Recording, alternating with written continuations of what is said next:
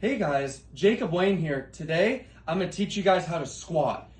Now, squatting form is really cool and really interesting because it is all genetic and it is all what feels good for you. I do not agree with how other personal trainers and fitness influencers say how there's only one way to squat. That is not true. Same as what I said in the deadlift video, and your genetics are going to be different. So there's not just one way to squat. Some people squat really wide, some people squat really narrow, like a railroad track. It's all how your knees, your feet, and your hips are. Now you can train to get to a certain way, but however you squat, as long as you're parallel, is good. So I'm gonna show you guys the form and technique and how to do it. I'm not gonna load any weight on today because this is just a form video. And if you like what you see, make sure to subscribe, comment, and DM me if you have any questions on how to squat. Same thing with benching and deadlifting. Start off with the bar, just load a little bit, 2-3 warm-ups, get to your heaviest weight you can do 5 reps of, or if you're not feeling good, heaviest for 10, and once a month or two if you want to max out, you can as well. And please, for God's sake, have safeties up or get a spotter, because I have seen people die squatting without a spotter. So please, there's an attachment at your gym where you can have the safety up, so if you fail, you can either lean forward or lean back, preferably lean back, then yeah, or spotter just to save you. Also, this is just for me, even for my warm-ups, I always wear my belt. And the goal is technically to not wear the belt only for heavy sets, to train your core to handle the weight without the belt. But squatting is one of those exercises that directly hits your lower back, even if you try. Remember, like we said in the deadlift video, over the belly button, maybe a little lower, whatever feels best for you. So I'm gonna go ahead and put mine on, just like that. Mine is Velcro, so I'm able to tighten it a little more, like that. There's high bar squats and low bar squats. So high bar squats are when you have the bar way up here on your neck. So if I was to grab it, it would be way, way, way up here. So that will hit more pump work, such as your quads. If you're just not really going for strength and you just want to get a good workout in, you would go high bar. Now, if you're powerlifting, you would go low bar. Powerlifting for heavier weight. So again, you'll grab the bar about shoulder width, so about like right here. If you can go closer, that's fine too. But try, just shoulder width is good. Try to avoid going really wide unless you're powerlifting, but I try to go shoulder width. Now, low bar is way down here to your rear delts, lower back.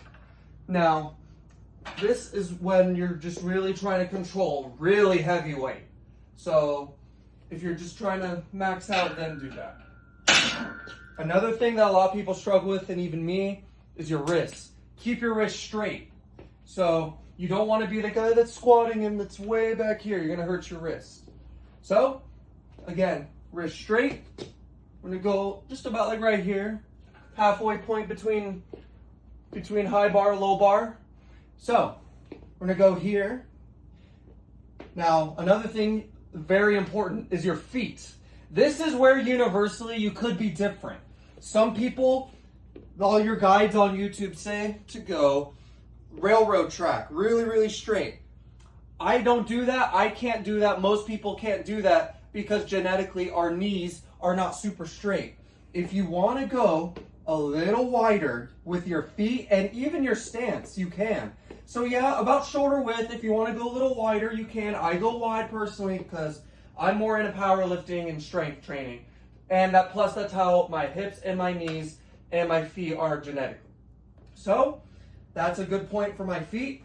Make sure to go all the way down to a 90-degree angle because you don't want to be the guy squatting like this in the gym. You're going to get made fun of.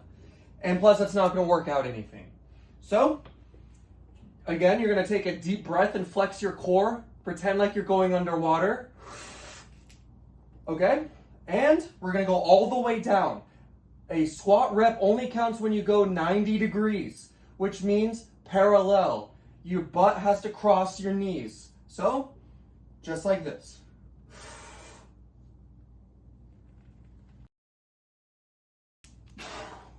Just like that. I'll do a couple more.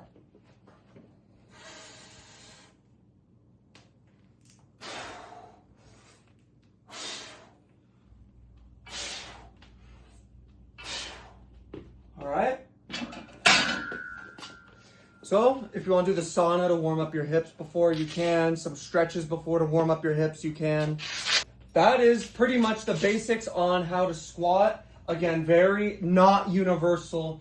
Everyone's squat is different. The only universals are wrist straight and make sure to go all the way down to 90-degree angle. So about right here is where the squat counts. If you want to go lower, you can, but it's a lot harder. But yeah, anything like if you go here, no, about there is where it counts. Other than that, if you have any questions, make sure to DM me or comment down. I'll answer all DMs, all questions. And other than that, I hope you guys enjoyed the basics on how to squat.